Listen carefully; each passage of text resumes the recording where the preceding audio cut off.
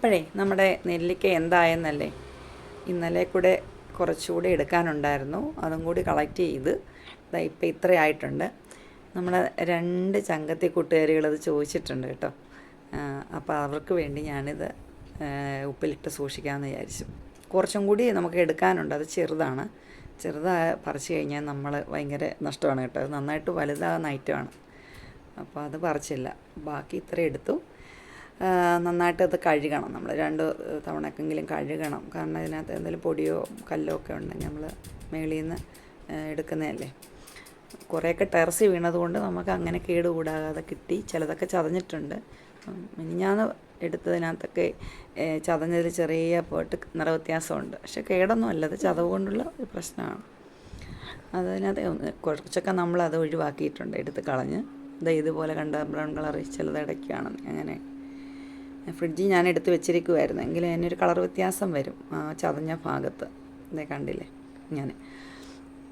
അപ്പോൾ ഇത് നമ്മൾ നന്നായിട്ട് കഴുകിയെടുക്കണം. ഒരു 2 വെള്ളത്തിലെങ്കിലും കഴുകി അതിനകത്ത് എന്തെങ്കിലും തണ്ടോ അതിൻ്റെ എന്തെങ്കിലും ഇലകളൊക്കെ ഉണ്ടെങ്കിൽ അതെല്ലാം ഇതുപോലെ നമുക്ക് എടുത്ത് കളഞ്ഞിട്ട് നന്നായിട്ട് കഴുകിയെടുക്കണം. കല്ലും എല്ലാം നീക്കം ചെയ്ത് അതിനെ നമ്മൾ കഴുകി മാറ്റി വെള്ളം വാർത്ത് വേറൊരു പാത്രത്തിലേക്ക് എടുത്തിട്ട് കുറച്ച് വെള്ളം കൂടി ഒഴിച്ച് നമുക്ക് കഴുകാം. എടുത്തിട്ടുണ്ട്. അതിനകത്തോട്ട് നമുക്കിനി അല്പം വെള്ളം കൂടി എടുത്ത് രണ്ടാമതൊന്നും കൂടി ഒന്ന് കഴുകി മാറ്റി എടുക്കണം. വളരെ ഈസി ആയിട്ട് ചെയ്യാവുന്നൊരു കാര്യം കേട്ടോ. ഇതൊന്നും വലിയ കാര്യമൊന്നും അല്ല. പിന്നെ നമ്മളിതേ കാന്താരി മുളക് പറിക്കാൻ പോവുകയാണ്. വനത്തിലോട്ടാണ് യാത്ര കേട്ടോ. അപ്പോൾ നമ്മുടെ വനത്തിൽ ഒരു മൂട് കാന്താരി നിൽപ്പുണ്ട്. അതിൽ നിറയെ കഴിഞ്ഞ 2 ദിവസം മുമ്പ് ഞാൻ കണ്ടായിരുന്നു പഴുത്തൊക്കെ നിൽക്കുന്നത്. ഇപ്പോൾ ഉണ്ടോ എന്ന് എനിക്ക് അറിഞ്ഞൂടാ. എന്തായാലും നമുക്കൊന്ന് പോയി നോക്കാം. ഉണ്ടെന്ന് തോന്നുന്നു കേട്ടോ. പക്ഷെ പഴുത്തതെല്ലാം പോയിട്ടുണ്ട്. നമ്മുടെ കാക്കച്ചികൾ വന്ന് കഴിച്ചിട്ടുണ്ടെന്നാണ് തോന്നുന്നത്. പഴുത്തതെല്ലാം പോയിട്ടുണ്ട്.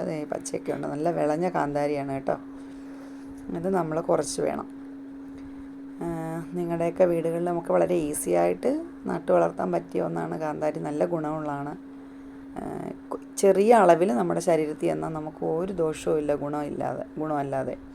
ഈ പറയുന്നതിൻ്റെ തൊട്ട് ഒരുപാടൊക്കെ കഴിച്ച് കഴിഞ്ഞാൽ അൾസറും അതുപോലെയുള്ള അസുഖങ്ങൾ, വയറ്റിനകത്തിൽ പുകച്ചിലൊക്കെ വരുമെന്ന് പറഞ്ഞു കേട്ടിട്ടുണ്ട്. അപ്പോൾ നമുക്ക് ആവശ്യമുള്ള കാന്താരി മുളക് ഇതിൽ നിന്ന് നമുക്ക് ശേഖരിക്കാം. അതിനെ നന്നായിട്ട് വൃത്തിയാക്കി വേണം അതും എടുക്കാൻ. കണ്ട ഇത്രയും കാന്താരി മുളക് നമ്മൾ എടുത്തിട്ടുള്ളൂ. കാരണം കണ്ടില്ലേ, നല്ല നിറം കാണുമ്പോഴേ അറിയാം നല്ല വിളഞ്ഞ ഐറ്റമാണെന്ന്. വിളഞ്ഞ ഐറ്റത്തിന് നല്ല എരിയായിരിക്കും അല്ലേ.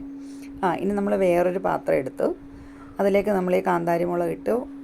കുറേ ഉപ്പും കൂടി ഇടണം കേട്ടോ. കുറച്ച് ഉപ്പിടുക. ഉപ്പിട്ടിട്ട് അപ്പോഴത്തേക്ക് നമ്മുടെ മുമ്പേ നമ്മൾ ചൂടാക്കാൻ വെച്ചിരുന്ന വെള്ളം തിളച്ച് കാണുമല്ലോ. ആ വെള്ളം നമുക്ക് ഇതിലേക്ക് ആഡ് ചെയ്ത് കൊടുക്കണം.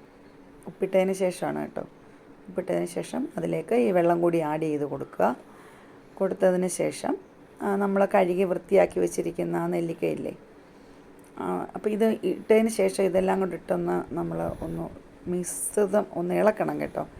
ഞാൻ കാണിക്കാൻ എങ്ങനെയാണ് ചെയ്യേണ്ടതെന്ന്. നെല്ലിക്കായും കൂടി ഇതിനകത്തോട്ട് ആഡ് ചെയ്തതിന് ശേഷം ഇതൊന്ന് ഇളക്കണം. എന്നിട്ടേ നമ്മൾ വെള്ളം ഒഴിച്ച് കൊടുക്കാവൂ. ഇതേപോലെ നന്നായിട്ടൊന്ന് ഇളക്കണം.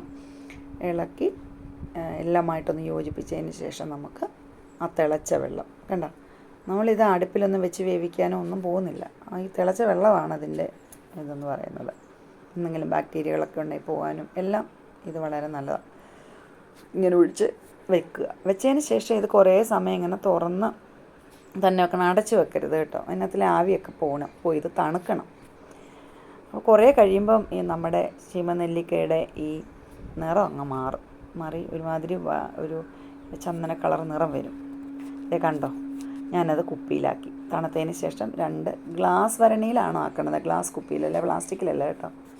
ഗ്ലാസ് കുപ്പിയിലാക്കി അടച്ച് ഭദ്രമായിട്ട് വെച്ചിട്ടുണ്ട്. നമുക്ക് 1-2 ദിവസം കഴിയുമ്പോൾ തൊട്ട് എടുത്ത് തുടങ്ങാം. അപ്പോൾ കൂട്ടുകാരെ, നിങ്ങൾക്കുള്ള ഐറ്റം ഇവിടെ റെഡി ആയിട്ടുണ്ട്. താമസിയാതെ നിങ്ങളെ തേടി വരുന്നതായിരിക്കും. നിങ്ങൾക്കും ചെയ്ത് നോക്കാം.